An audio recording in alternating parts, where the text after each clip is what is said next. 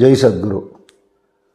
கோவிந்தபுரம் சத்குரு ஞானானந்த பாதுகா மண்டபத்தில் ஜனங்களுடைய நன்மைக்காக தொடர்ந்த பிரார்த்தனைகளும் சமூக சேவை நடவடிக்கைகளாக அன்னதானம் முதலான நல்ல காரியங்களும் நடக்கிறது. இதுக்கு கைங்கரியம் பண்ணி எங்களுடைய கரங்களை வலுப்படுத்தணும்னு நினைக்கிறவா உங்களால் முடிஞ்ச காணிக்கைகளை எங்களுடைய ட்ரஸ்ட்டுகளுக்கு அனுப்பிச்சு அந்த விவரத்தை எங்களுடைய ஆஃபீஸ் நம்பரில் தெரியப்படுத்தினா உங்களுக்கு ரசீதும் பிரசாதம் அனுப்பப்படும். எல்லாருடைய ஒத்துழைப்பையும் நான் வேண்டி கேட்டுக்கிறேன். சதாசிவ சமாரம்பாம் சங்கராச்சாரிய மத்தியமாம் அஸ்மதாச்சாரிய பர்யந்தாம் வந்தே குரு பரம்பராம். மந்தஸ்மித முகாம்போஜம் மகனீய குணார்ணவம் மதுராபாஷிணம் சாந்தம் சர்வபூததயாபரம் பக்தவாத்சல்ய ஜலதிம் பரமானந்த விக்கிரகம் ஞானானந்தம் பிரபன்னோஸ்மி நிர்மல ஞான சித்தையே. சத்குருநாத மகாராஜ் கி ஜெய். அண்ணாமலைக்கு அரகரோஹரா.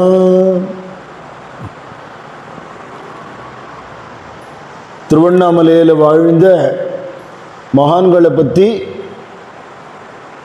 திருவண்ணாமலையோடு கலந்த மகான்களை பற்றி நம்ம சுவாமி சொல்லிட்டு இருக்கிறத பார்த்துட்டு இருக்கோம். அப்படி எந்தெந்த மகான்களை சுவாமி நினைச்சுண்டு அவள் பேரை சொல்லியிருக்காரோ அவள் சரித்திரத்தை நாம் அனுபவிக்கிறோம். அந்த வகையில் ஈசானி ஞான தேசிகர் சரித்திரத்தை போன மாதம் சத்சங்கத்தில் ஆரம்பித்தோம். இன்றைய விசேஷம் என்ன அப்படின்னு கேட்டால், இன்றைக்கி தைப்பூசம், ரொம்ப அதி முக்கியமான நாள். ஒரு பக்கம் அம்பாள் முருகப்பெருமானுக்கு சக்தி வேல் கொடுத்த நாளாக இன்றைக்கி வழிபடப்படுறது. உலகமெல்லாம் இருக்கிற முருகபக்தால் ரொம்ப விசேஷமாக கொண்டாடுவா. இந்த வேலை முருகனோட ஆயுதமாக பார்க்கறது இல்லை, முருகனே வேலாக பார்க்குறோம், வேறு வேறையாக நினைக்கிறது இல்லை. அப்படி அம்பாள் தன் சக்தியெல்லாம் திரட்டி முருகனுக்கு கொடுத்தா அப்படிங்கிறது துஷ்ட சக்திகளெல்லாம் இல்லாமல் பண்ணுறதுக்கு முருகப்பெருமானுக்கு அம்பாள் கொடுத்த ஞான சக்தியாகவே அது எடுத்துக்கணும். இன்றைக்கும் நமக்கு தர்மத்துக்கு விரோதமான பல காரியங்கள் நடக்கிறத பார்க்கிறோம். அப்போ சூரசம்ஹாரம் பண்ண வேண்டியவர் சுப்பிரமணிய சுவாமிங்கிறதுனாலே முருகப்பெருமான பிரார்த்தனை பண்ணிக்கணும் தேசக்ஷேமத்துக்காக. அது நமக்கெல்லாம் கடமை. முருகனோட வழிபாடுங்கிறது என்ன? தர்மத்தில் உறுதியாக இருக்கிறது, அதர்மத்துக்கு துணை போகாமல் இருக்கிறது. இதுதான் முக்கியமானது முருகன் வழிபாடுங்கிறது. முருகப்பெருமானோட அவதாரமாகவே எல்லா ஞானிகளையும் கொண்டாடுற வழக்கம். நம்ம சுவாமியுமே சுப்பிரமணிய சுவாமி அவதாரமாகவே நிறைய பக்தாள் அவரை பாடியிருக்கான். அதில் தை கிருத்திகையில் உதித்தவா என்னை திருத்தி அமைக்க வந்தவா, அப்படி ஒரு பாட்டு உண்டு. என் மனத்துவித்தவனே பாட்டில் வரும். முருகப்பெருமான் என்ன பண்ணினார்னா, சூரபத்மனை சம்ஹாரம் பண்ணாமல் திருத்தி அமைத்தார். அதுதான் விசேஷம்.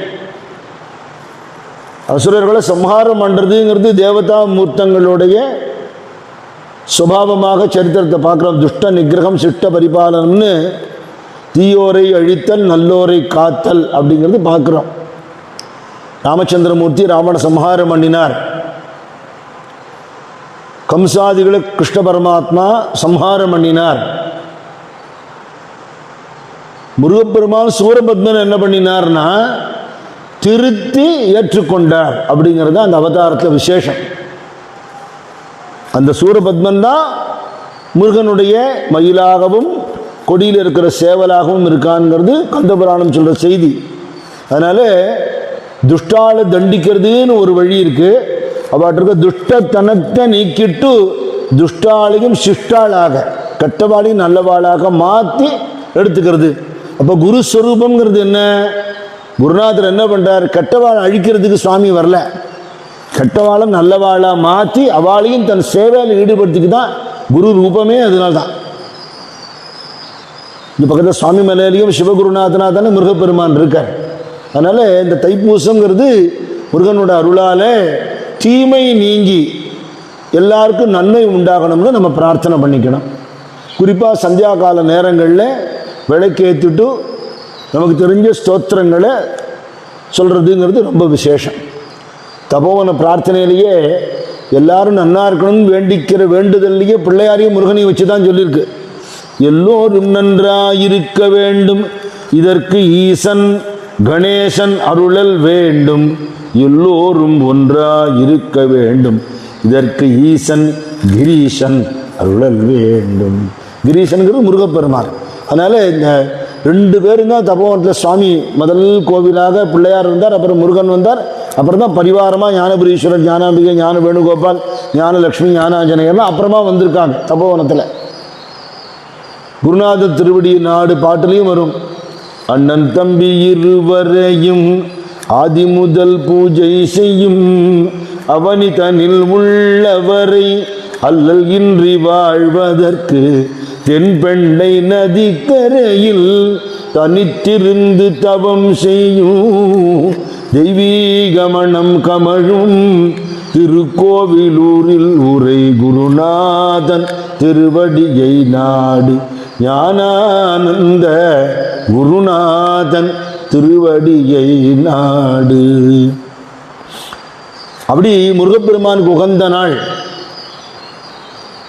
முருகப்பெருமானையே உபாசனை பண்ணி கந்த கோட்டத்தில் முருகனுடைய திருவருளுக்கு பாத்திரமாகி முருகப்பெருமான்கிற ஜோதி வடிவத்தையே ஜோதியாகவே பார்த்து அந்த ஜோதியோடு கலந்து போன ராமலிங்க சுவாமிகளுடைய ஆராதனை குரு பூஜை தினமும் இன்னைக்கு தான் ஒளி உடம்போடு அவர் மறைஞ்சு போன நாள். வடலூரில் ரொம்ப விசேஷமாக கொண்டாடுவா, எல்லாருக்கும் தெரியும். தத்துவம் என்ன? ஜோதி வடிவம் அங்கே இருக்கும், அந்த ஜோதியை மறைக்கிறதுக்கு பல வண்ணங்களில் திரை போட்டிருப்பா. அந்த திரையெல்லாம் ஜோதியை மறைக்கும். ஜோதி எரிஞ்சுட்டு தான் இருக்குது, ஆனால் ஜோதி தெரியாது. அப்புறம் திரையெல்லாம் ஒன்றொன்னா நகர்த்தின உடனே ஜோதி தரிசனமாகுங்கிறாப்புல நம்மளுடைய துர்குணங்களாகிய திரை எப்பவுமே இருந்துருக்கிற தெய்வத்தை பார்க்க விடாமல் பண்ணுறது. வெளியிலையும் அப்படி இருக்கு, உள்ளேயும் அப்படி இருக்கு. இங்கே வந்துட்டா சுவாமி தரிசனம் பண்ணணும், சாமியுடைய திருமுக மண்டலத்தை பார்க்கணும். அந்த கண்கள்லேருந்து அருள் பொங்கி நம்மளை பார்த்து அவர் கிருபை பண்ணுறார், நம்மளை பார்த்து சிரிக்கிறார், நமக்கு அபயம் கொடுக்குறாருன்னு உணர்ந்து பார்க்கறது தான் தரிசனம். சில பேர் கோயிலுக்குள்ளே வந்த மாதிரி தெரியும், அடுத்த நிமிஷம் பார்த்தா வாசலில் இருப்பான். அவ்வளோ சீக்கிரம் எப்படி தரிசனம் பண்ண முடியுங்கிற வித்தை நமக்கு புரிய மாட்டேங்கிறது. பராக்கு பார்க்கறதுக்காக வரோங்க, இல்லை அட்டண்டன்ஸ் போட வரோமா? வந்து பார்த்து சுவாமியை அவரோட கண்ணால் பேசணும், வாயால் பேசணும், பிரார்த்தனை பண்ணணும், குருகணும். என்னை உன்னோட சேர்த்துக்கோ குருநாதான்னு வேண்டிக்கணும். அதுக்கு தானே சன்னதிக்கு வரோம் இல்லையா?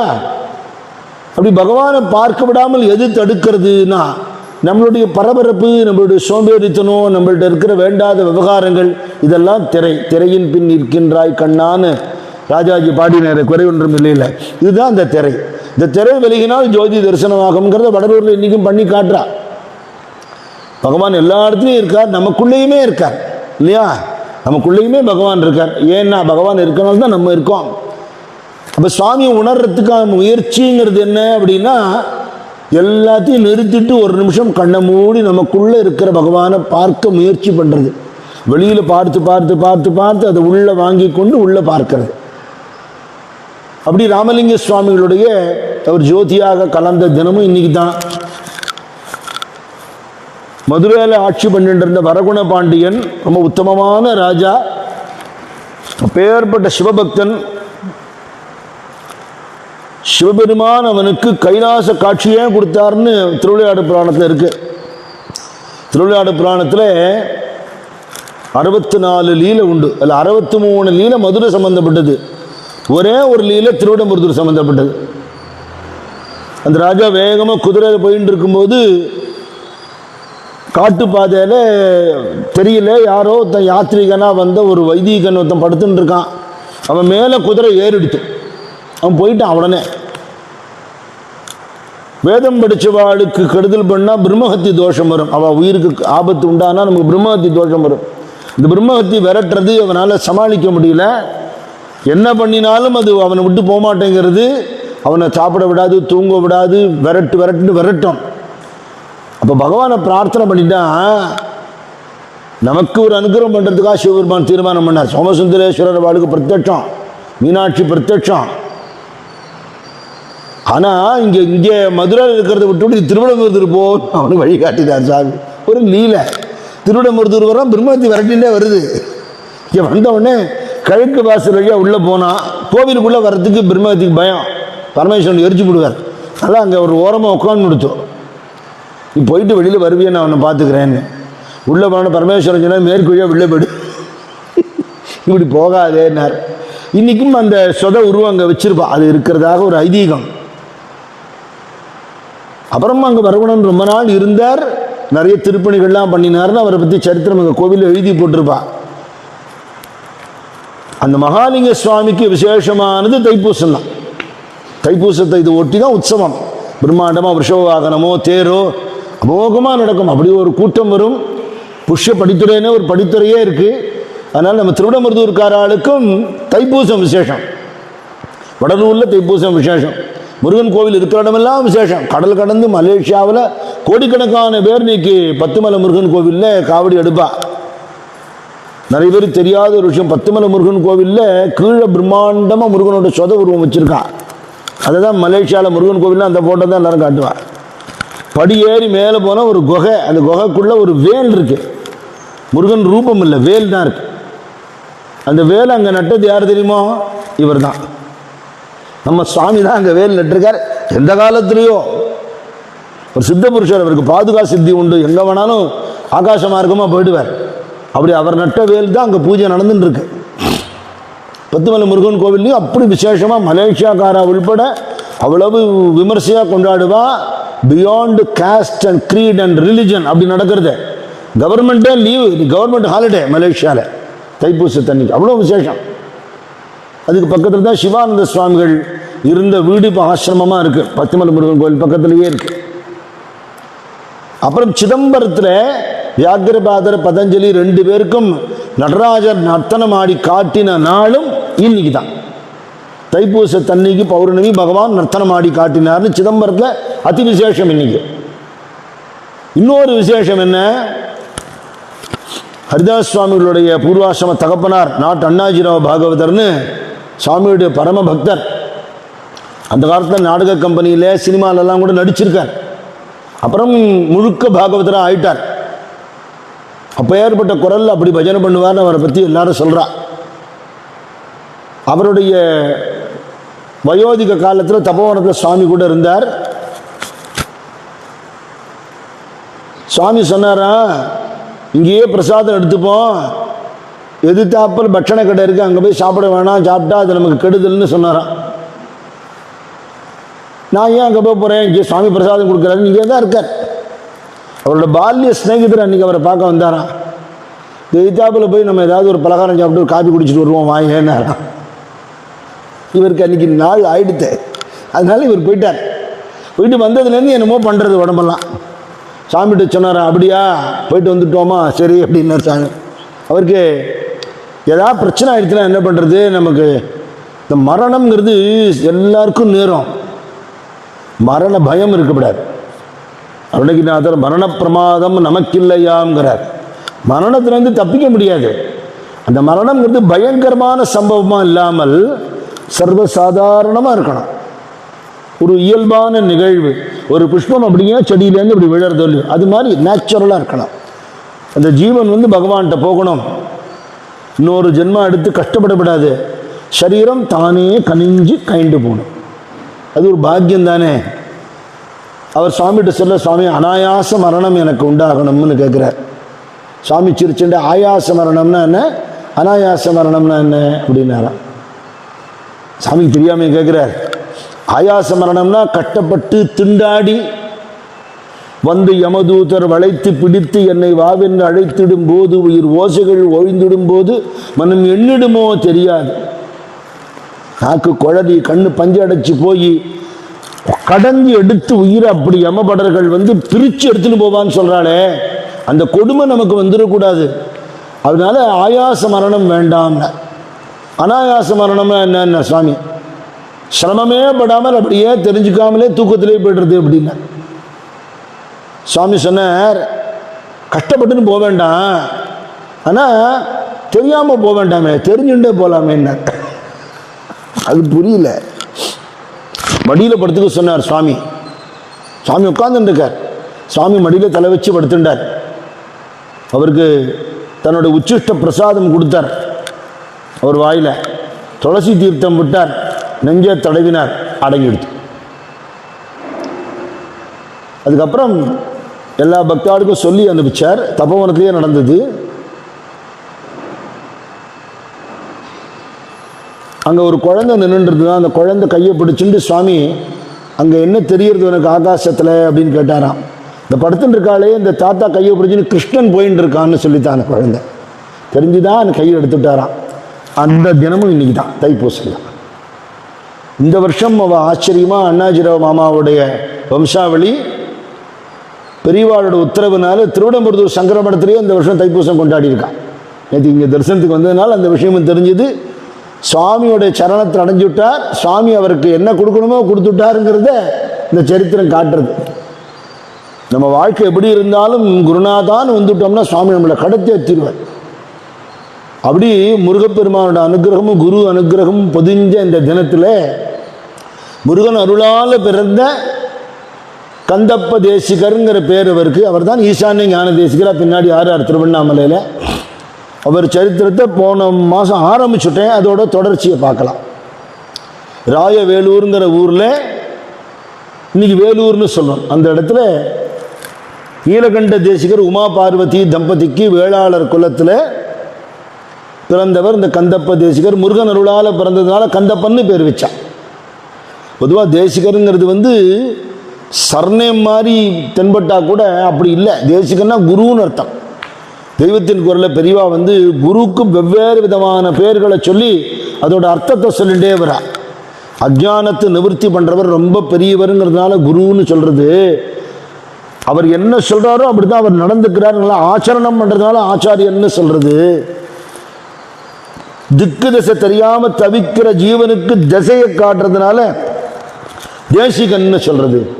உபதேசம் பண்ணுறதுனால தேசிகன்னு சொல்கிறதுன்னு பெரியவா டெஃபினிஷன் கொடுத்துருக்கார். அப்படி இவர் பின்னாடி தேசிகராகவே ஆயிட்டார். பெரிய ஞான குருவாகவே ஆயிட்டார். திருவண்ணாமலைக்கு சின்ன வயசுலேயே அவர் தெய்வீக நாட்டத்தோடு இருந்தாருங்கிறதையும், 7 வயசில் அவருக்கு சிவதீட்சை கொடுத்ததையும், பள்ளிக்கூடத்துக்கு போன போது வாத்தியார் சொல்றதுக்கு முன்னாடி பாடங்களை ஒப்பிக்கிற அளவுக்கு ஒரு பிறவியிலேயே மகா மேதையாக இருந்தாருங்கிறதையும் போன மாதம் பார்த்தோம். அந்த கால வழக்கப்படி ஒரு 16 வயசில் அவருக்கு கல்யாணம் பண்ணணும்னு நினைக்கும் பொழுது பகவானோட சம்பந்தப்படுத்திக்க விரும்புகிறேன், லௌகீக சம்பந்தம் வேண்டாம்னு சொல்லி குடும்பத்திலேருந்து கிளம்பிட்டார். பகவானோட இணைச்சி வைக்கக்கூடியவர் யாருன்னா குருநாதர் தான். ஒரு சாதாரண லௌகீக உதாரணமே பார்த்தா கூட, இது வரலும் பண்டரிபுரம் போனதில்லை அப்படின்னா பண்டரிபுரம் போனவாளை பார்த்து விசாரிப்போமா இல்லையா? காசிக்கு போனதில்லை, சட்டார்னு ட்ரெயினில் ஏறிட மாட்டோம். அங்கே போனால் எங்கே தங்குறது, என்ன பண்ணுறது, அங்கே என்னென்னலாம் பார்க்கணும், என்ன விசேஷம் கேட்போமா இல்லையா? அப்போது ஒரு ஊருக்கு போகிறதுக்கே வழிகாட்டுறதுக்கு ஒருத்தர் வேணும்னா ஆத்ம மார்க்கத்துக்கு வழிகாட்டுறதுக்கு ஒருத்தர் வேணாமோ? அது எங்கேயோ இல்லை, நமக்குள்ளேயே வேற இருக்குது. அதனாலேயே நமக்கு தெரியவே இல்லை. எப்படி என் முகம் எனக்கு தெரியாதோ அந்த மாதிரி நமக்குள்ளேயே இருக்கிறது நமக்கு தெரியல. அது காட்டுறதுக்கு அது உணர்ந்த ஒருத்தர் தானே முடியும். அப்படி குருநாதனை நாடி இவர் கிளம்பி போனாருங்கிறத பார்த்தோம். வெவ்வேறு இடம் சஞ்சாரம் பண்ணி சிதம்பரத்துக்கு நடராஜ பெருமானை தரிசனம் பண்ணி அவர்கிட்ட பிரார்த்தனை பண்ணிக்கொள்ள, அவரோட அனுகிரகத்தினால அங்கே ஆயிக்குளம்ங்கிற இடத்துக்கிட்ட ஒரு மௌன குரு இருக்கார் அப்படிங்கிறத கேள்விப்பட்டு அங்கே போனார் அப்படிங்கிறதையும் போன மாதம் நான் சொன்னேன்.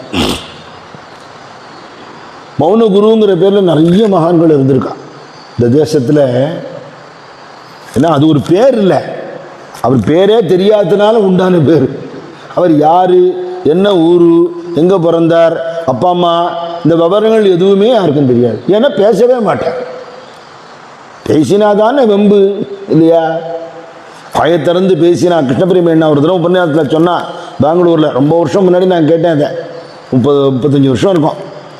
நம்ம வாயை திறந்தா நம்ம பேச்சு 2 விதத்தில் தான் வருது. ஒன்று ஆத்மஸ்துதி, இன்னொன்று பரநிந்தேன்னு. என்ன மாதிரி உண்டா நாங்கள்லாம் யார், நாங்கள் என்ன பரம்பரை, எங்கள் குடும்பத்தில் இப்படியாக்கும் அப்படியாக்கும் இப்படியாக்கும்னு ஒரே பீத்தலாக இருக்கும். இல்லைன்னா இன்னொருத்தனை வந்து அவன் கிடக்கிறான், அவனுக்கு ஒன்றும் தெரியாது, முட்டா பைய, திருடான், நம்பப்படாது, ஃப்ராடு அப்படின்னு இன்னொருத்தனை வெய்வான். இது ரெண்டை தவிர நம்ம வாயில் வேறு ஏதாவது நல்ல வார்த்தை வருது? பெருத்தியார் நல்லது நல்ல காரியம் பண்ணுறாருப்பா, நன்னா இருக்கட்டும், வாயில் வந்திருக்கோம். நம்ம குறைகளை வாய் விட்டு சொல்கிறதுக்கு நமக்கு தைரியம் இருக்கும் இல்லையே. அட ரெண்டுமே வேண்டாம், யா பகவானை ஸ்துதி பண்ணுங்கிறா. ஒன்றும் மௌனமாக இரு இல்லையா, பகவானை பற்றி பேசு. எந்த வாய் வம்பு பேசுகிறதோ அந்த வாயில் நாமா வராதுன்னு ஞானேஸ்வர மகாராஜ் சொல்கிறார். இதோட உள்டா என்ன, சதா நாமா சொல்கிறவா யாரோ அவளுக்கு வம்பு பேசுறதுக்கு எங்கே நேரம் இருக்க போகிறது? நேரமே கிடையாது. உள்ளும் புறமும் நாமாவே இருந்துட்டு இருந்ததுன்னா அவன் ஏன் வம்பு பேச போகிறான்? இவர் மகா மௌனி, எண்ணமும் எழாத நிலையில் இருக்கிற மௌனி. அதனால் சரீரத்துக்கு உண்டான தேவைகள் கூட அவர் பொருட்படுத்துறதில்லை. வழிக்கு பசிக்கிறதே அப்படின்னா நமக்கு தோன்றது, அவளுக்கு பசிக்காதான்னு கேட்டால் 3000 வருஷம் தபஸ் இருந்தார் திருமூலர், வருஷத்துக்கு ஒரு பாட்டு பாடினாருங்கிற. கண்ணை திறக்கிறதே ஒரே ஒரு நாள் தான், கண்ணை திறந்து ஒரு பாட்டு பாடிட்டு கண்ணை முடிந்தவர், திருப்பி அடுத்த வருஷம் தான் கண்ணை திறப்பார். 3000 பாட்டு பாடியிருக்கார். எத்தனை வருஷம் இருந்தாரோ அவரே. திருமந்திரத்தில் எண்ணில் கோடி ஆண்டுகள் இருந்தேன்னு சொல்றாரு. திருமந்திரத்திலே இருக்கு. அப்படின்னா இருக்க முடியுமான்னு கேட்டால், ஹிமாச்சலத்து குகைகளில் மானசரோவர் ஜலத்துக்கு அடியிலெல்லாம் நம்ம சுவாமி தபஸ் பண்ணியிருக்கார். சுற்றி பனி மூடிடும் குகையிலெல்லாம். ஆகாரம் கிடையாது, பசி தாகம் தூக்கம் ஒன்றுமே கிடையாது, சரீர பிரஜையே இல்லை. இப்படி இருக்க முடியுமான்னு பார்த்தா, நம்ம ஆஃபீஸில் வேலை பார்க்குறவாளை பார்த்தோம்னா ஒர்க்கில் ரொம்ப மைண்ட் அப்படியே பதிஞ்சு எடுத்து வச்சுங்களேன். டிஃபன் பாக்ஸ் கொண்டுருக்கோம், சாப்பிடணும், லஞ்ச் டைம் தாண்டி போயிடுதுன்னு தெரியாது. அப்படி நம்ம நிறைய பேர் பார்த்துருக்கோம். விளையாட்டில் ஆர்வமாக இருக்கிற குழந்தைகள் வந்து டயத்துக்கு சாப்பிட வராது, நம்ம பார்த்துருக்கோம். சாப்பிட்டுட்டு போய் விளையாடுறான்னு அம்மா சொல்லுவா, அல போமா அப்படின்னு கத்தினா விளையாடி போய்டும், பேட்டு தூக்கின்னு ஓடி போயிடும். அப்படி மனசு எதிரியாவது ஈடுபட்டதுன்னா சரீரத்துக்கு உண்டான அடிப்படை தேவை மறந்து போகிறதுன்னா, மனசுங்கிறதே ஒன்று இல்லாமல் பகவானோட கலந்த நிலையில் இருக்கிறவாளுக்கு பசி எது, தாகம் எது, தூக்கம் எது இல்லையா? குதம்பை சித்தர் பாட்டில் மாங்காய் பால் உண்டு மலை மேல் இருப்போர்க்கு தேங்காய் பால் ஏதுக்கடி குதம்பாயின்னு ஒரு பாட்டு. அது என்ன, மாங்காய் பாலை குடிச்சுட்டு இருக்கிறவாளுக்கு தேங்காய் பால் வேணாமா? அது என்ன ஒன்றும் புரியல. சித்தர் பாடலாம் அப்படி தான் இருக்கும். இந்த மங்கா பால் தான் மாங்காய் பால், மங்கவே மங்காத கட்டு போகாத பால். அதை குடிச்சுட்டு இருக்கிறவாளுக்கு தேங்காய் பால்னா கோகனட் இல்லை, தேங்காத பால், பிரயோஜனம் இல்லாத பால். அது என்னது? லௌகீகம். அப்போ இந்த மங்கா பால்ங்கிறது என்னது அப்படின்னு கேட்டால், மூலாதாரம் சுவாதிஷ்டானம் மணிபூர்கம் அநாகதம் விசுத்தி ஆக்ஞை சகசிராரம்னு 6 ஆதாரம் இருக்கு இல்லையா? இந்த 6 ஆதாரத்தை தான் அந்த இடத்த நோக்கி குண்டலினி சக்தி கிளம்பி மேலே போகிறதுன்னு சொல்ல. அப்படின்னா நம்ம மனசு கீழ்நிலையான விஷயங்களை நினைக்கிறத தாண்டி தெய்வீகத்தை நினைச்சு பகவத் அனுபவம் குரு கிருபையால் அடைஞ்சு அந்த சுவாமியோட கலந்திருக்கிற நிலையில இந்த சக்தியும் சிவமும் சேரும் பொழுது இந்த சகசிராரத்தில் ஸ்வர்ண கமலம் 1000 இதழ் கொண்ட தாமரப்பூலேருந்து சிவம் சக்தி சேர்ந்து அமிர்தம் பொங்கும்னு சொல்லுது. அந்த அமிர்தத்தை சாப்பிட்டு இருப்பாவா. கனக கமலம் தன்னில் கனிந்த சிவ பொருளை கலந்து பேரின்பம் காட்டும் கனல் வடிவானவளாம் நானற்ற நல்லோர்க்கெல்லாம் நான் இதோ என்று தோன்றும் ஞான பரமேஸ்வரி ஆடுகின்றாள் அவள். ஞான பரமேஸ்வரி ஆடுகின்றாள். இந்த சிவசக்தி ஐக்கியம் ஏற்பட்ட உடனேயே அமிர்தம் பொங்கி வழியுமா அந்த யோகிகளுக்கு. அவா நம்ம நாக்குக்கும் மூக்குக்கும் நடுவில் ஒரு கேப் இருக்கு. அது நமக்கு ஜலதோஷம் வரும்போது தெரியும், மற்ற நேரத்தில் நமக்கு தெரியாது. அந்த கேப் வழியாக அந்த நாக்கை மடித்து உள்பக்கமாக செலுத்தி அந்த அமிர்தத்தை சாப்பிடுவானாம் யோகிகள். அவளுக்கு பசி தாக தூக்கம் கிடையாதுன்னு சொல்கிறான். யோக ரீதியான உள்ள விஷயம் நமக்கு தெரியாது. நமக்கு போகம் தெரியும், ரோகம் தெரியும், சோகம் தெரியும், யோகம் தெரியாது. அப்படி இருக்கிறவாளுக்கு சரீரத்துக்கு தேவை ஏற்படாதுங்கிறான். மலை மேலேருந்து எத்தனையோ நாளைக்கு ஒரு தடவை தான் இறங்கி கீழே வருவார் ரமண பகவான் பிட்சை எடுக்கிறதுக்குன்னு சொல்லியிருக்க. ஒரு சின்ன பையனாக இருக்கும் பொழுதே சட்சாத்து சுவாமி எத்தனையோ நாளைக்கு அன்னபானம் இல்லாமல் இருந்திருக்கார். நமக்கு தெரிஞ்சே நம்ம கேள்விப்பட்டும் தரிசனம் பண்ணியுமே எத்தனையோ நாள் பிட்சை எடுத்துக்காம மகாபரிவா இருந்தது நம்ம படிச்சிருக்கோம், கேட்டிருக்கோம் இல்லையா? அப்படின்னா நம்மளுடைய சாமானிய சரீரம் வேற, அந்த யோக சரீரம் அது வேற. அந்த நிலையில் இருக்கக்கூடிய ஞானி, அந்த ஞானிகிட்ட இவர் பார்த்த உடனே இவர் தான் என் குருநாதர்னு தெரிஞ்சு போயிடுது. அப்போ அவரோட கண்ணை திறந்து அவர் பார்க்கணும். என்னப்பா இதுக்கு வந்திருக்கேன் சுவாமி, பகவானை உணரணும், அதுக்காக வந்திருக்கேன், குடும்பமெல்லாம் விட்டுட்டேன், நீங்கள் தான் எல்லாம் கத்தி என்னை காப்பாற்றுங்க அப்படின்னு கேட்கணும் இல்லையோ? அது கண்ணை திறக்க மாட்டேங்கிறார், பேசவும் மாட்டேங்கிறார். அவர்கிட்ட என்ன எப்படி பேசுறது? காத்துட்டே இருக்கார். அதை போய் இந்த ஆள் கண்ணை முடிந்து உட்காந்துருக்கார். இவர் என்ன வேற சாமியார் இல்லையா, என்ன வேற யார்ட்டையா போகிறது அப்படின்னு இந்த கேலண்டரில் பேஜ் மாற்றுற மாதிரி குருவை மாற்றக்கூடாது. குருநாதர்னு மனசில் ஏற்றுனுட்டோம்னா, ஏற்றுக்கிறதுக்கு முன்னாடி தீர்க்க ஆலோசனை பண்ணுவாங்க. ஏற்றுனுட்டா சரண்டர் தான். அவருக்கு தெரியும் நமக்கு என்ன பண்ணணும், எப்படி பண்ணணும்னு. அதனால இந்த குருவோட கருணை கண்ணுக்காக காத்துட்டு இருக்கார். குருநாதர் இவரை லட்சியம் பண்ணலை. அவர் அப்படியே இருக்கார், அன்னபானம் இல்லாமல். இவர் சரீர பற்று இல்லாதவர். யாரு? கந்தபதேசிகர். ஆனால் பசி வந்துடும் இல்லையும், ஏதோ ஒரு வேளை சாப்பிட்டாகணும். என்ன கிடைக்கிறதோ சுச்சிரிச்சு பார்க்காமல் கிடைக்கிறத சாப்பிடணும். எங்கோ மரத்தடியில் இருக்கார் பாவம், வீடெல்லாம் விட்டுட்டு வந்துவிட்டார், சின்ன பையன்தான். ஒரு நாளைக்கு அப்படி இப்படி போய் பிட்சை எடுத்துன்னு வந்து சாப்பிட்டுட்டு திருப்பி வந்து அங்கேயே உட்காந்து அவரையே பார்த்துட்டு இருப்பார். அவர் எங்கேயும் ஏந்து போய் பிட்சை எடுத்த மாதிரி தெரியல, அவருக்கு யார் எதுவும் கொடுத்த மாதிரியும் தெரியல. இப்போ இப்படி கூட இருக்காரே ஒருத்தர். ஆமாம், மனசு உள்ளே இருக்கிறதுனால தானே பசிக்கிறதுன்னு சொல்கிறது மனசு. தூத்தம் குடிக்கணும்னு மனசு சொல்கிறது, டயர்டாக இருக்குது படுத்துக்கோன்னு சொல்கிறது. அந்த மனசு பகவானோட கலந்து லீனம் ஆயிடுத்துன்னா எது சொல்ல போகிறது? பசிதாக தூக்கம்னு உடம்பு சொல்லாது. உடம்பு ஜடம், உடம்புக்கு பசி தெரியாது, மனசுக்கு தான் தெரியும். என்ன வயிறு ரொம்ப சாப்பிட்டதுக்கப்புறமும் ஏதாவது கொண்டு கொடுத்தா சாப்பிடும் போல தோன்றது இல்லையோ, அப்போ அது மனசோட சேட்டை தான், உடம்போட சேட்டை இல்லை. இப்போ இந்த மனசு வந்து இன்னும் பகவானை முழுமையாக தெரிஞ்சுண்டு, குருநாதனை முழுமையாக தெரிஞ்சுட்டு அவர்கிட்ட கரையிலேயே இன்னும் பாக்கி இருக்கே அப்படின்னு தோன்றுறது. இவரை விட்டு நான் நகர மாட்டேன், என்னைக்கு கண்ணை திறந்து பார்க்குறாரோ பார்க்கட்டும்னு உட்காந்துருக்கார். ஒரு நாள் கண்ணை திறந்து இவரை பார்த்தார், ஒன்றும் பேசலை, ஜாடை கூட காட்டலை, திருப்பி கண்ணை மூடிக்கிட்டார். அப்போ அவருக்கு என்ன பட்டது? இத்தனை காலம் நான் உட்காந்துருக்கேன், ஒன்று ரெண்டு தடவை கண்ணை திறந்து பார்க்கவும் பார்த்துட்டார்.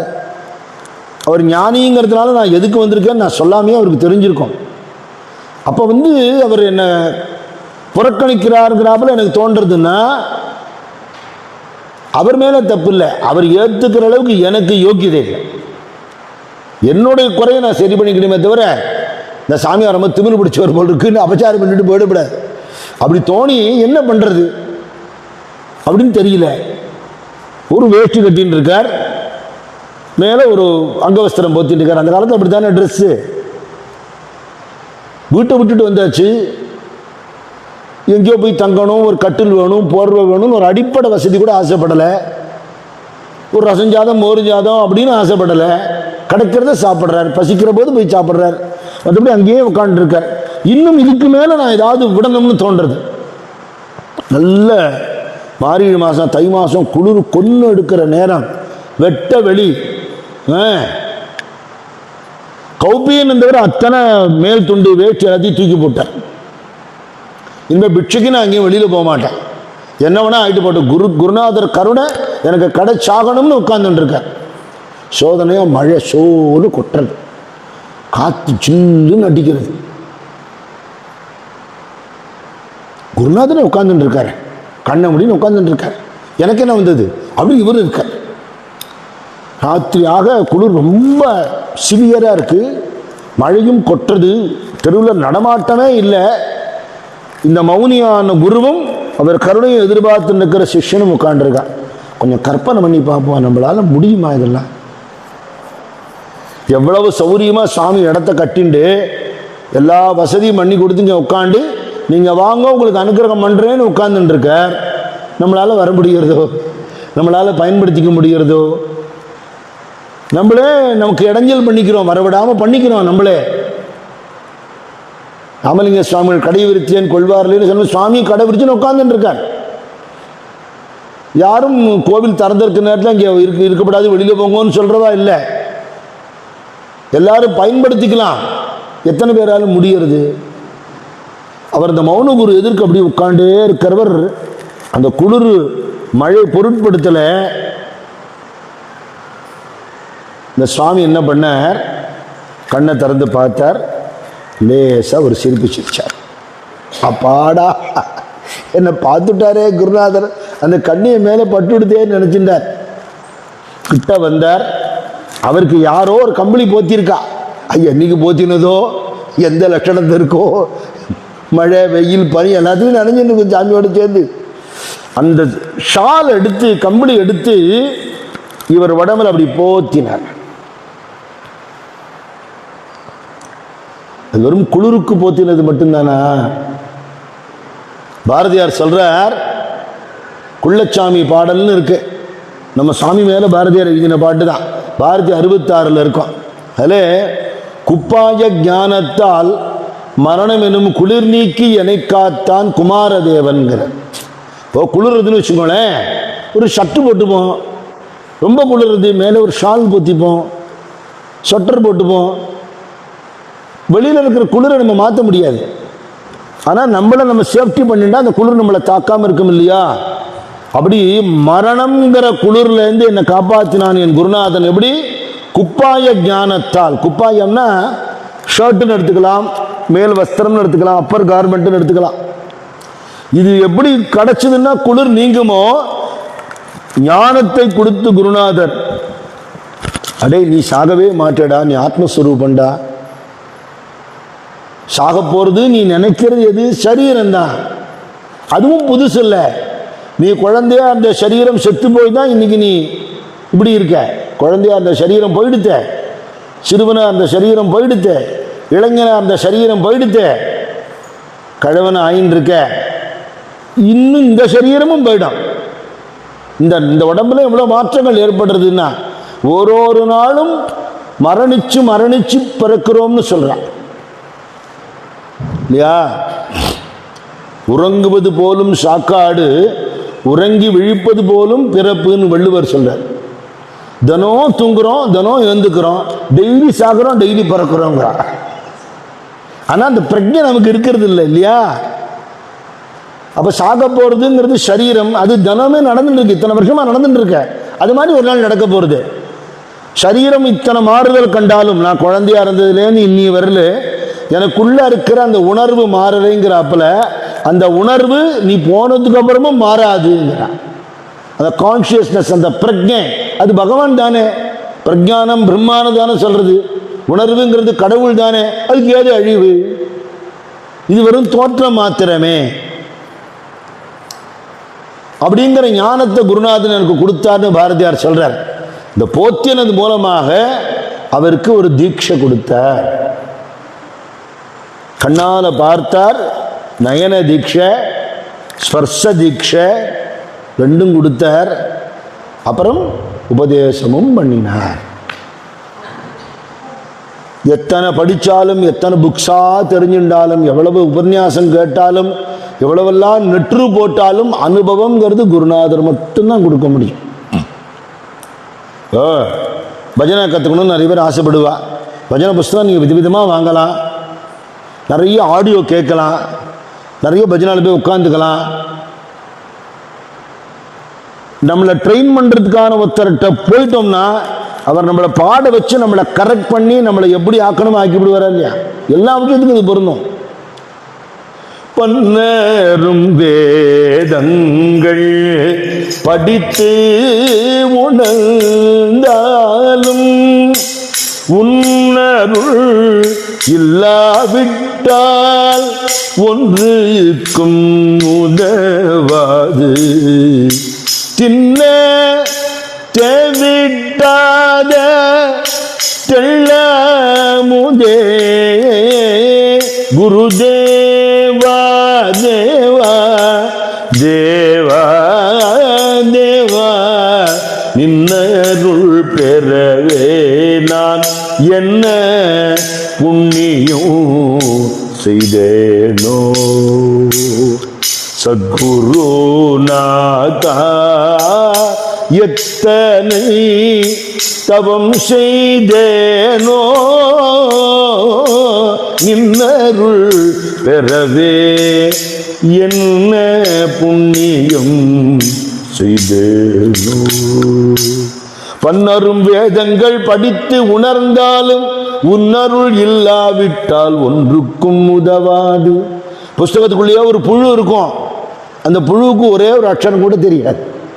அது மாதிரி அனுபவம் இல்லாத புஸ்தக படிப்பும் பிரயோஜனம் இல்லை. ஐ எம் ஒரேஷியஸ் ரீடர் பா, so what you have gained இல்லையா? அடுத்த விஷயத்தை தலையிடாமல் தனக்குள்ள இருக்கிறத ஆராய்ச்சி பண்ற எண்ணம் என்னைக்கு வரப்போறது நமக்கு? வாடிய பயிருக்கு பெய்யும் மழையை போலே வளர்முல்லை கொடி கொரு கொழு கிடைத்தார் போலே தேடியும் காணாத திரவியமே தேடியும் காணாத திரவியமே குருதேவா தேவா தேவா தேவா நின்னருள் பெறவே நான் என்ன புண்ணியம் செய்தேனோ.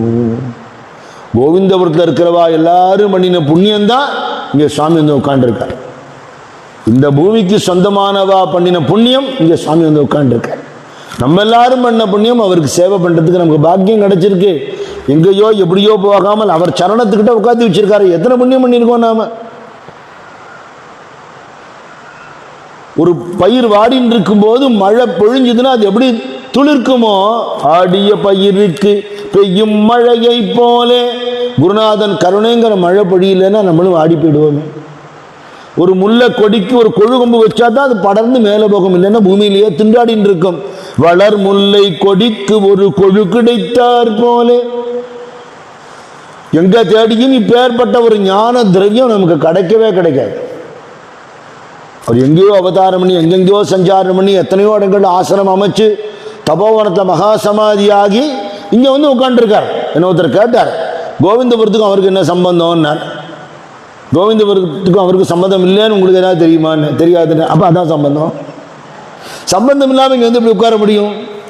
ஏதோ அவருக்கு இந்த பூமிக்கு சம்பந்தம் இல்லாமல் அவர் பல இடங்களில் சஞ்சாரம் பண்ணியிருக்கார், பல நூற்றாண்டுகள் இருந்திருக்காருன்னு சொல்கிறார். கோவிந்தபுரத்துக்கே வந்திருக்கலாம், இந்த பூமியிலே ஒரு உட்கார்ந்து இருந்திருக்கலாம். நமக்கு என்ன தெரியும்? தெரியாது. கோள் சொல்வதென்றால் நாக்கு கொண்ட மட்டும் துள்ளும். வம்பு பேசுறதுன்னா போரே அடிக்காது, தேடி தேடி போய் பேசுவா.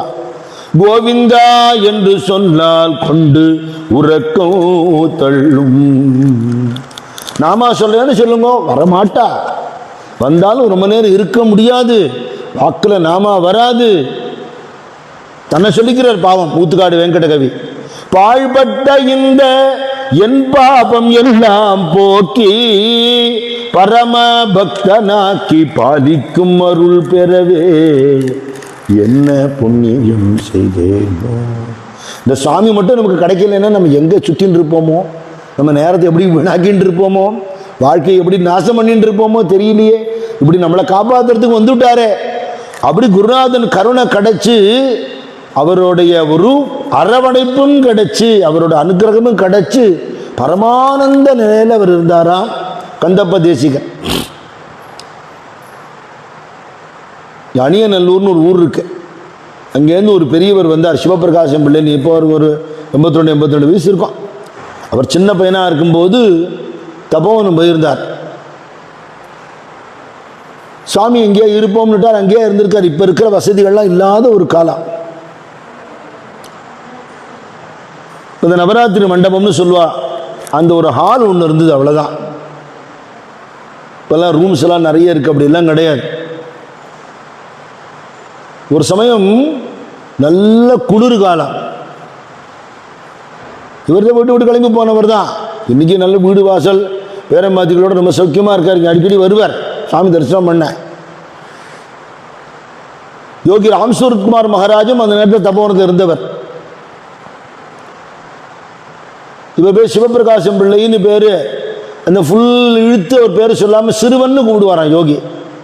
அவர் கொஞ்சம் கொச்சையாக தான் தமிழ் பேசுவார், இங்கிலீஷு ஹிந்தின்னா ரொம்ப தெரியும் அவருக்கு. அதனால் சிறுவன் வா அப்படின்னு கூப்பிடுவாராம், கம் ஹியர் அப்படிம்பாரா. அவருக்கு யாரோ ஒரு போர்வை கொடுத்துருந்துருக்கா, அந்த போர்வை வச்சுட்டு இருந்தார். அன்றைக்கி நைட்டு குளிர் தாங்க முடியாமல் நான் அங்கே படுத்துட்டு இருந்தேன், எனக்கு மேல் வஸ்திரம் இல்லை, குளிர் நடுங்கிட்டு. அங்கேருந்து கிட்டக்க யோகி தன் போர்வை எடுத்து மேலே போத்தி விட்டார்னு சொன்னார் அந்த மாமா. எவ்வளோ பாக்கியம் இல்லையா? ஒரு மகான் நமக்கு காட்டுறதுங்கிறது பரிவை தாண்டின ஒரு கருணை. அந்த கருணையால் என்ன அனுகிரகம் கிடைச்சதுங்கிறது அந்த இண்டிவிஜுவலுக்கு தான் தெரியும், எதிராளிக்கு புரிய வைக்க கூட முடியாது.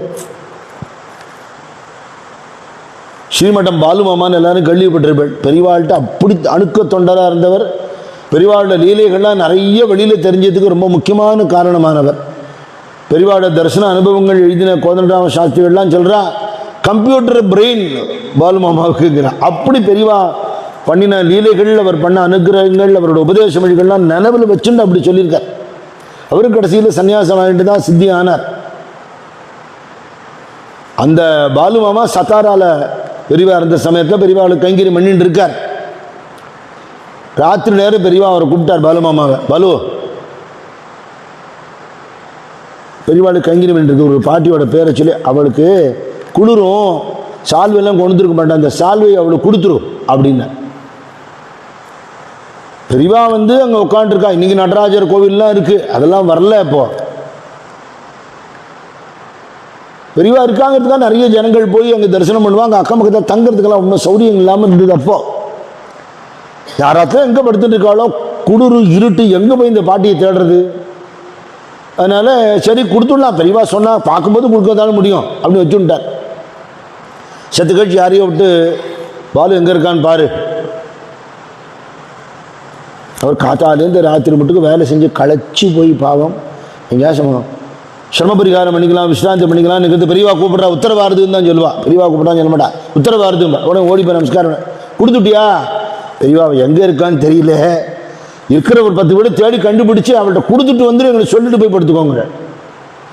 இருட்டுலையும் குளிர்லையும் சரி போய் எல்லாருக்கும் விசாரிச்சு அப்புறம் இங்கே பாட்டி கண்டுபிடிச்சி, இந்த பாட்டி பெரியவா கொடுத்தா அவனுக்கு எனக்கு குளிருதுன்னு பெரியவாளுக்கு அவ்வளவு கருணையாக அந்த பாட்டி வாங்கிண்டா. இவருக்கு அப்புறம் பெரியவாட்டை சொல்லிட்டு படுத்துக்க போயிட்டார். இவருக்கும் இடுப்பில் அந்த ஒரு வேஷ்டி தான் கட்டின்னு ஒரு சின்ன துண்டு, குளிருக்கு ஒன்றும் இல்லை. எங்கேயோ ராத்திரி திண்ணையில் படுத்துட்டு இருக்கார் பாவம். பாதி ராத்திரி குளிர் கொள்றது, ஆனால் உடம்புல இருக்கிற அசதி எந்திருக்கவும் முடியல. சத்து கழிச்சு நல்லா தூங்கிட்டார். விடிக்காத்தாலும் எழுந்து விட்டார். பார்த்தா மேலே ஜம்முன்னு ஒரு ஷால் போத்திருக்கு. அவர் என்ன நினைச்சுன்னா, நம்ம கூட கைங்கரியம் பண்ணுற ஸ்ரீகண்டன் ஒரு மாமா இருந்தால், நிறைய பக்தாள்லாம் இருப்பாள் பெரியவா கூட, இந்துவாசன் ஒரு மாமா, அது யாரோ ஒரு நம்ம குருபாயி பக்தர்கள் யாரோ போத்திருக்கான்னு நினச்சிட்டார். பெரியவாளை தரிசனம் பண்ண பொறுத்த பெரியவா சொன்னார், அண்ணா தூங்கினியா? தூங்கினேன் பெரியவா. ரொம்ப குளிர்த்தோ? அதெல்லாம் குளிர்த்து. அப்புறம் கதப்பாக இருந்து தூங்கிட்டேன். அப்புறம் பார்த்தா யாரோ சால்வை போத்திருக்கா. யார் போத்தினா? யாருன்னு தெரியல, ஸ்ரீகண்டனாக இருக்கும், இவா யாராவது போத்திருப்பா. பெரியவா அப்படியே சிரிச்சுண்டு அப்படின்னா அழுதுட்டாரு. பெரியவாளா எனக்கு போத்தினே அப்படின்னு. ஆமாம், அந்த பாட்டிக்கு சால்வை கொடுன்னு நான் சொன்னேன், நீ கொடுத்துட்டு வந்தேன், உனக்கும் கொடுருமேன்னு தோணித்து. உங்கள் அம்மா ஒரு வேளை உன்னை பார்த்துருந்தா, ஐயோ என் குழந்தை பெரியவாளுக்கு சேவை பண்ணிட்டு குளிரில் படுத்துட்டுருக்கான்னு நினைப்பா இல்லையா? எனக்கு அந்த ஞாபகம் வந்தது, நான் போத்தினேங்கிறேன். என்ன கருணை! புதுப்பாளையம் நாகராஜன் மாமாங்கிற பக்தர் தபோவனம் வந்திருக்கார், குளூரில் தனியாக படுத்துட்டு இருக்கார். இதே மாதிரி சுவாமி போய் சால்வை போத்திட்டு காத்தால தான் சுவாமி போத்தினான்னு தெரிஞ்சுதுன்னு அவர் சொல்லி எழுதியிருக்கார் என்கிட்ட. ராமகிருஷ்ண பரமஹம்சரோட கடைசி காலத்தில் நல்ல குளிர் காலம், காசிப்பூர் கார்டனில் இருக்கார். அவரால் எழுந்து நடமாட முடியாத அளவுக்கு உடம்பு முடியாமல் போயிடுது. பக்தாள்லாம் மாறி மாறி சேவை பண்ணிட்டு இருக்கா. சசிபூஷன் சொல்லக்கூடிய பின்னாடி ராமகிருஷ்ணானந்த சுவாமி அவர்லாம் கூடவே இருந்து பரமஹம்சருக்கு கைங்கரியம் பண்ணிட்டு இருக்கார். உட்கார்ந்த இடத்துலையே, படுத்த படுக்கையாக இருக்கிற இடத்துலையே தான் மலமூத்திர விசர்ஜனாதிகள் உள்பட அவரால் நடமாடவே முடியாது. பரமஹம்சருக்கு அவ்வளோ முடியல. அப்போ அவர் சுத்தம் பண்ணுறதுக்காக, அந்த பாத்திரத்தை கொட்டுறதுக்காக அவர் வெளியில் போயிருக்கார். வெளியில் பயங்கர பனி. அவர் போயிட்டு திருப்பி வர்றதுக்குள்ள இவர் படிக்கலேருந்து இறங்கி தவழ்ந்து போய் எங்கேயோ ஒரு போர்வை எடுக்கிறார். அது பார்த்துட்டார்.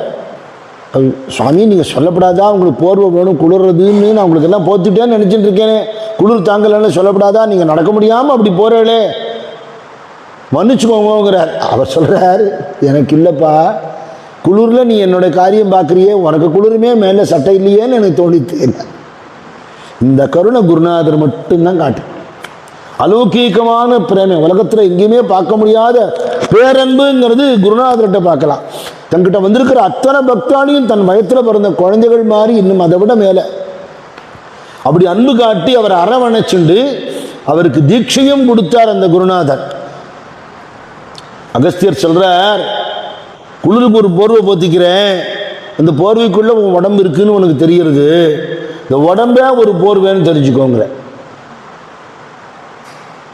அன்னமய கோஷம்னு ஒரு போர்வை, பிராணமய கோஷம்னு ஒரு போர்வை, மனோமய கோஷம்னு ஒரு போர்வை, விஞ்ஞானமய கோஷம்னு ஒரு போர்வை, ஆனந்தமய கோஷம்னு ஒரு போர்வை. வெறும் ஃப்ளஷ் அண்ட் பிளட்டாக இருக்கிற அந்த சரீரம் அன்னமய கோஷம், உள்ளுக்குள்ள இருக்கிற வைட்டல் ஆர்கன்ஸ் பிராணமய கோஷம், தாட்ஸ் மனோமய கோஷம், அனுபவத்தை ஸ்டோர் பண்ணி வச்சிருக்கிற மெமரி சித்தம் விஞ்ஞானமய கோஷம். இதெல்லாம் தாண்டி மனசு தூங்கும் போது ஒரு சுகத்தை அனுபவிக்கிறது, சத்சங்கத்தில் இருக்கும்போது சுகத்தை அனுபவிக்கிறது, அது ஆனந்தம். அதையும் தாண்டி அனுபவிக்கிறவனும் இல்லாது போகிற நிலை. உடல் என்ற போர்வைக்குள் ஒளிகின்ற நானார், நரரூபமாய் வந்த நாராயணன் நான், அயரைந்து கோட்டைக்குளரசாளும் நானார், நரரூபமாய் வந்த நாராயணன் நான். பசிதாகமறியாத பரமாத்மனே நான், பகலற்ற இரவற்ற பரிபூர்ணமே நான், அஜபாவில் நடமாடும் அருளின்பமே நான், ஆனந்த நிலை காணும் அனுபூதியே நான். தேனாய் இனிக்கின்ற சிவசக்தியே நான், தேகத்தில் விளையாடும் ஜீவாத்மனே நான், நானாவிதம் தோன்றும் ஞானாத்மனே நான், நரரூபமாய் வந்த நாராயணன் நான். நானே பிரம்மம், நானே நாராயணன்கிறத விகல்பமாக எடுத்துக்க கூடாது. இங்க நான் சொல்றது பிரஜைய, இந்த அழியிற உடம்பு இல்லை. இது நான் சொல்லிக்குமோ? இது ஜடம்னா, இது நடமாடுற பிரேதம்னா, இது இதை தாண்டி உள்ளுக்குள்ள இருக்கிற சித் வஸ்து எதுவோ அது பகவானை தவிர வேற எதுவாக இருக்க முடியும்? அப்படி இந்த ஜீவனுக்கு மேல இதெல்லாம் போர்வைகள்னே சொல்லப்படுறது.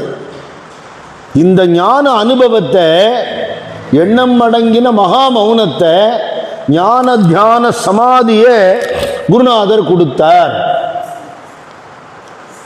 தாய்மான சுவாமி நம் பாட்டை நம்ம சுவாமி சொல்வார், சிந்தை பிறந்ததுமாங்கே, அந்த சிந்தை இறந்து தெளிந்ததுமாங்கே, எந்த நிலைகளும் அங்கே, நான் தான் இரண்டற்று இருந்ததுமாங்கே, சங்கர சங்கர சம்போ, சிவசங்கர சங்கர சங்கர சம்போ, சங்கர சங்கர சம்போ. எங்க எண்ணம் உதிக்கிறதோ அந்த இடத்துல தான் எண்ணம் இறக்க வேண்டும்ங்கிற. சிந்தை பிறந்தது மாங்கே, அந்த சிந்தை தெளிந்து இறந்தது மாங்கே. இப்படி எண்ணத்தை பிடிச்சுண்டோ பிராணனை பிடிச்சுண்டோ ஆராய்ச்சி பண்றது அது ஒரு மார்க்கம், சுலபமான மார்க்கம். இது பகவன் நாமா சொல்றது.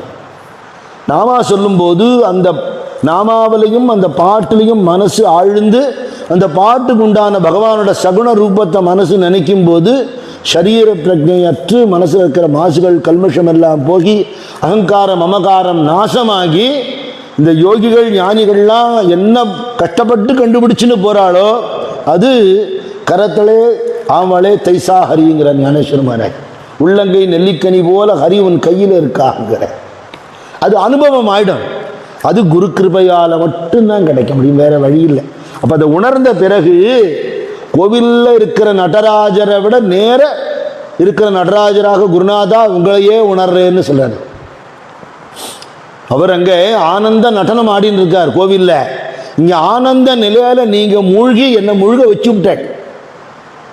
நீங்கள் கொடுத்த அனுபவத்தை என்னால் வர்ணிக்க முடியாது, எனக்கு வார்த்தை கிடையாது. உங்களோட கருணை இல்லாமல் என்னுடைய சாமர்த்தியத்தினால நான் கரையேறதுங்கிறது நடக்கவே நடக்காது ஒரு நாளும். அப்படி கருணை பண்ணின குருநாதரை நினைச்சுட்டு அவருக்கு சேவை பண்ணி அங்கேயே பல காலம் இருந்துட்டு அங்கிருந்து கிளம்பினார்னு அவரோட சரித்திரம் சொல்றது. ஏன் கிளம்பினார்னா குருநாதர் சித்தி ஆகியிருப்பார். தன் திருமேனியை விட்டுட்டு ஜீவசமாதியான பிறகு சிவரத்னகிரி சுவாமிகள் சித்தியான பிறகு நம்ம சுவாமி அங்கிருந்து கிளம்பினார். ஜோதிர் மட்டத்திலேருந்து சஞ்சாரமாக கிளம்பினார். பரமஹம்சர் சித்தியான பிறகு நரேந்திர முதலான சிஷ்யாலாம் அப்படி பரிவிராஜ காலா கிளம்பினார். அப்படி இவரும் அங்கிருந்து கிளம்பி இன்னொரு குருவை தேடின்னு போகணுங்கிற எண்ணம் இல்லை. இருக்கிறது ஒன்னே ஒன்று தான், அந்த சத்வஸ்து தான் இங்கே குருநாதனாக பிரகாசிச்சுது. இப்போ இந்த திருமேனி மறைஞ்சிருக்கே தவிர எங்கே போய் எந்த ஞானிகளை பார்த்தாலும் என் குருநாதனாக தான் நான் பார்க்கணும். நம்ம சுவாமி சொல்றது நான் அடிக்கடி சொல்லுவேன், என்ன ஒரு மார்க்கம் ஒரு மந்திரம் ஒரு குரு என்று நிலைப்பட வேண்டும், மாற்றவே கூடாது. ஒரே குருநாதர், ஒரே மார்க்கம், ஒரே மந்திரம். அப்புறம் என்ன சொல்றார், ஆங்காங்குள்ள ஞானிகளை தரிசித்து அவர்கள் சேவையில் ஈடுபட வேண்டும்னு சொல்றார். இது எப்படி அதுவும் பண்ணி இதுவும் பண்ண முடியுமான்னா அத்தனை பேரும் உன் குருநாதரை தவிர வேறு யாராக இருக்க முடியும்? ஒரு பிரம்மஜானின்னு தெரிஞ்சுனுட்ட, பிரம்மஜானியான குருநாதன்கிறவர் எங்கும் நிறைஞ்சிருக்கிற பகவத் சுரூபம் தானே. அப்படிங்கும்போது அந்த ஞானிக்குள்ளேயும் அவர் தானே இருக்கார். அப்படின்னு நினைச்சுண்டு உன் குருநாதன் காட்டின மார்க்கம், உன் குருநாதன் உபதேசம் பண்ண மந்திரம், அந்த குருநாதன் இந்த ரூபத்தில் இருக்கார், ஒரு நமஸ்காரம் பண்ணி நீங்க என்ன சொல்ல போறீங்க அப்படி கேட்டு இருக்க வேண்டாம். அது அவர் ஏற்கனவே சொல்லிட்டார். அந்த குருநாதன் ஆயிடுத்து நமக்கு எல்லாம். ஆனால் தரிசனம் பண்றதுக்கு நாம மறுக்கவோ மறக்கவோ கூடாது. ஒரு ஞானியுடைய தரிசனம் நம்மளை ஒரு படி மேலே ஏற்றும் இல்லையா? அதுக்காக அப்படி பரிவிராஜகராக அப்படியே கிளம்பி வந்தார். அதுக்கப்புறம் திருவாரூருக்கு வந்தார். சஞ்சாரத்தில் திருவாரூரில் மடப்புறம் தட்சிணாமூர்த்தி சுவாமிகள்னு பெரிய சித்த புருஷர், அவரை தரிசனம் பண்ணினார். நிறைய மகான்கள் சரித்திரத்தில் அந்த மாதிரி பல மகான்களை தரிசனம் பண்ணினதுலாம் இருக்கு. விவேகானந்த சுவாமி அவரோட பரிவிராஜக வாழ்க்கையில் பவஹாரி பாபான்னு ஒருத்தரை தரிசனம் பண்ணினார். அவருடைய பூஜா கிரகம், அதாவது அவரோட குகைக்குள்ள அவர் பூஜை பண்ணுற இடத்த போய் பார்த்தா பரமஹம்சர் தான் அவரே வச்சுட்டு இருக்கார் அப்படிங்கிறது அப்புறம் தெரிஞ்சுது. அதனால் நம்ம குருநாதரோட மகிமையை தெரிஞ்சுக்கிறதுக்கு இன்னொரு வாய்ப்பு கிடைக்கிறது. நான் பெங்களூரில் திருச்சி சுவாமியில் அந்த காலத்தில் போய் தரிசனம் பண்ணினேன். அவர் நம்ம சுவாமியை பற்றி பேசுகிறார். சுவாமி அவர் இருக்கிற ஃபோட்டோவை எனக்கு காட்டுறார் இல்லையா? எங்கே போனாலும் எந்த மகானை பார்த்தாலும் நம்ம சுவாமியை பற்றி அவர்கிட்ட தெரிஞ்சுக்கிறதுக்கு ஒரு பாக்கியம் கிடைக்கிறது. அவளையும் எந்தரோ மகானுபாவுல அந்தரிக்கி வந்தனமுன்னு ஒரு நமஸ்காரம் பண்ணிட்டு போகிறோம், அவ்வளோதானே. நமஸ்காரம் பண்ணுறதுனால என்ன லாபம் தெரியுமோ? ஃபஸ்ட்டு லாபம் நம்ம கர்வம் போகிறது. அவளை எடை போட்டு இந்த ஆளுக்கு தகுதி இருக்கா இல்லையா அப்படி அந்த ஈகோ வேலை செய்கிறது இல்லையோ, அது இல்லாமல் ஃபஸ்ட்டு என் குருநாதனே இந்த ரூபத்தில் இருக்கார், ஒரு நமஸ்காரம். எங்கும் இருக்கிற பகவான், சர்வம் விஷ்ணுமயம் ஜெகத்து எல்லாம் சிவமயம்னு சொல்றிய, அப்போ அவருக்குள்ளே அவர் தானே இருக்கார். நமஸ்காரம் பண்ண நமக்கு நஷ்டம் இல்லையே, நமஸ்காரம் பண்ணினதால நஷ்டம் இல்லை. அவர் பெரிய சித்த புருஷர், தட்சிணாமூர்த்தி சுவாமின்னு அவருக்கு பேர்.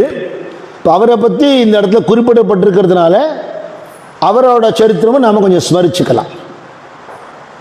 தயாச்சா சிந்தனே தரத்தீல தோஷி ஜலத்தீர ராசி பாத்த காஞ்சான்னு அபங்கத்தில் மகான்களை நினைக்க நினைக்க நினைக்க நினைக்க நம்ம தோஷத்திலேருந்து விடுபட்டுடுவோம், நம்மளுடைய பாபத்திலேருந்து விடுபட்டுடுவோம். எத்தனை ஞானிகள் இந்த தேசத்தில், வெளியில் தெரியாமல் இருக்கிறவா இன்னும் எத்தனையோ பேர். ஓரளவுக்கு தெரிஞ்சவாளுடைய சரித்திரமும் அவளுடைய தியாகமும் அவளோட தபசும் அவளோட பக்தியும் அவள் ஜனங்களுக்கு பண்ணின நன்மையும் நினைச்சாலே நம்ம எப்படி வாழணும்னு நமக்கு தெரிஞ்சு போயிடுங்க இல்லையா? பகவானோட லீலைகள்லாம் பிரமிக்க முடியும், ஞானிகள் லீலையை கடைபிடிக்க முடியும். ரெண்டுத்துக்கும் வித்தியாசம் இருக்கும் இல்லையா? அப்படி தட்சிணாமூர்த்தி சுவாமி கீழாலத்தூர் அப்படிங்கிற ஊரில் சிவச்சிதம்பரம் பிள்ளை மீனாட்சி அம்மைங்கிற தம்பதிக்கு குழந்தையா பிறந்தவர். அவளுக்கும் கல்யாணம் ஆகி ரொம்ப வருஷம் குழந்தை பாக்கியம் இல்லை. திருவண்ணாமலைக்கு வந்து அருணாச்சலேஸ்வரர்கிட்ட வேண்டிட்டு தான் அந்த குழந்தை பிறந்தது. சிவபெருமானுடைய அருளால் பிறந்த குழந்தையினால அந்த குழந்தைக்கு அருணாச்சலம்னே பேர் வச்சான். குழந்தை இல்லாமல் இருந்தது, சுவாமி கருணையால் குழந்தை பிறந்ததுன்னு சந்தோஷப்படுறதா, அந்த குழந்தை பேசவே மாட்டேங்கிறதுன்னு வருத்தப்படுறதான்னு தெரியல. இதுக்கப்புறம் இன்னொரு குழந்தை பிறந்திருக்கு, அதுக்கு நமசிவாயம்னு பேர் வச்சா. இந்த அருணாச்சலம் பேச்சே இல்லை, 5 வயசு வந்து ஊமை குழந்தையா இருந்திருக்கு. ரொம்ப வருத்தம் அம்மா அப்பாவுக்கு. வாக்கு இருந்ததுன்னா வாக்குனால நாமா சொல்லலாமே, ஸ்தோத்திரங்கள் சொல்லலாமே, பேச முடியாமல் இருக்கே குழந்தை அப்படின்னு ரொம்ப வருத்தம். அது பேசாமல் இருந்து பாக்கி எல்லாம் சேஷ்டையும் பண்ணினா பரவாயில்ல, பிரம்மமேனு இருக்கும். அப்படி ஒரு குழந்தை, அவளுக்கு ரொம்ப வருத்தம். நம்ம மருதானூர் சத்குரு சுவாமி 3 வயசு வந்து பேசாமல் தான் இருந்தேன். இந்த குழந்தை பேச மாட்டேங்கிறதே, இதுக்கு 7 வயசான பூனல் போட்டு வைக்க முடியாது, வேதங்கத்து கொடுக்க முடியாது, இந்த குழந்தை இப்படி இருக்கானேன்னு அவள் அப்பா வருத்தப்பட்டார், சத்குரு சுவாமியோட தகப்பனார். இப்போ அந்த ஊருக்கு ஒரு ஞானி வந்தாராம், அவர்கிட்ட சொன்னாராம் இந்த குழந்தை இப்படி இருக்குன்னு.